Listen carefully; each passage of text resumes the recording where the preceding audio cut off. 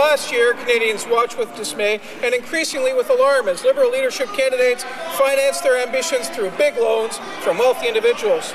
Today, I introduce legislation entitled Accountability with Respect to Loans, which will complete the work of eliminating the undue influence of big money in politics. Corporations will be banned from making political loans. Major political loans will only be available from registered financial institutions on a commercial basis. We are taking action to clean up campaign finance in Canada. We are strengthening accountability with measures that are modern, realistic, and effective, restoring the confidence of Canadians.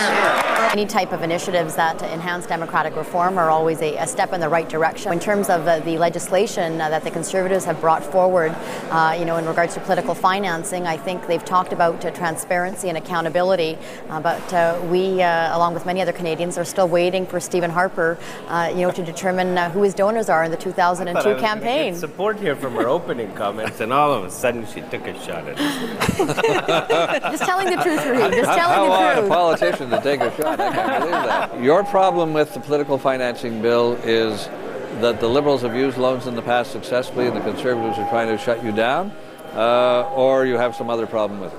I think the major issue with it is that we're trying to increase the participation of women, of Canadians from ethnic communities in the political process, and this bill put forward by the Conservatives on political election financing provides roadblocks and restricts that, and then actually, determines that financial institutions can have the final say of who's going to enter the political process. So it's not transparent, it certainly is not accountable, and I think it's actually a step backward in preventing ordinary people, ordinary Canadians, to really get involved, Don, in the political process. Okay, Nathan, fast track it, yes, no? Well, to hear the Liberals hold on to the last vestiges of corporate handouts, these are wink and a nod loans, Don.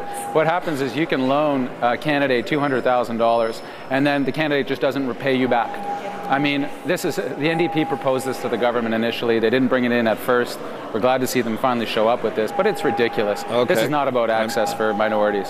And what we're doing now is cleaning up the process. These were rules, remember, under the previous government that never were addressed. We are cleaning up the rules. We are going to make sure that they're transparent. And I'm going to surprise you by agreeing with Nathan. I think that ultimately what Ruby's saying does not really make sense, because what we're trying to do is level the playing field so that actual women and other people that are underrepresented have a chance at running for leadership. Under the past system, only the people who are well-connected and access big money had the chance to run for these sort of positions. What we're trying to do is shut that down. So I don't quite understand what Ruby's saying. Well, Ruby is going to get a chance to tell you right now. Ruby, but tight and bright, because we're short of time. They're restricting access to the most vulnerable people who perhaps do want it. The marginalized that really want to get involved in the process. People like women and visible minorities.